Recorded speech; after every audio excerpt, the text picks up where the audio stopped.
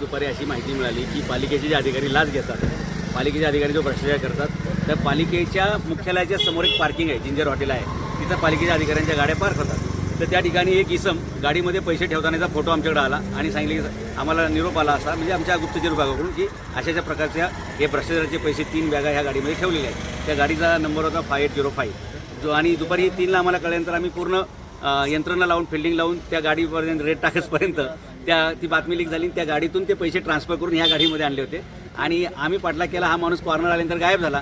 अरे हा माणूस कुठं गायब झाला, गायब कुठं झाला? मग आम्ही प्रत्येक गाडी तपासायला सुरुवात केली. तर ह्या गाडीला पडदे होते, काळ्या काचा होत्या, पुढे एक पोलिसाची कॅप होती, नाही कोण डाऊट येणार नाही. परंतु थोडासा पडदा उघडा होता, त्यातून आम्ही बारकाईनं बघितलं तर तो माणूस पैसे मोजत होता की त्या गाडीतले आणि ह्या गाडीतले बरोबर आहेत का. आणि त्यामुळे आम्ही त्याला विचारलं की हे पैसे कुठून आणले काय वगैरे. तर तो काय सांगायला तयार नव्हता. माझा भाऊ पोलीसमध्ये, म्हणजे कुठल्या पोलीस स्टेशनला आहे, कुठल्या पदावरती वगैरे, असा सगळा विषय झाला.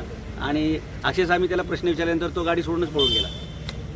अशा प्रकारची परिस्थिती आहे. साधारणतः सर किती बॅग होत्या आणि अंदाजे किती रक्कम असेल? 3 बॅगा जवळपास असण्याची शक्यता आहे. आणि किती लाख रुपये असतील हे लाच देणारा आणि लाच घेणारा या दोघांनाच अंदाज येऊ शकतो, कारण आम्ही काही मोजलेलं नाही. प्रशासनाला काय मदत मिळाली? पोलीस प्रशासनाला आम्ही 5:30 पावणे 6ला फोन केला. त्याच्यानंतर जवळपास 20-25 मिनिटांनंतर पोलीस आले. अजूनही काही पंचनामा होत नाही. आणि आत्ताशी मग ते जे पळून गेलेला चालक आहे तो आलेला आहे. काय सांगायची ती स्टोरी तो सांगतोय. आणि असं जवळपास 3 तास कोण कोण होते आपण? मी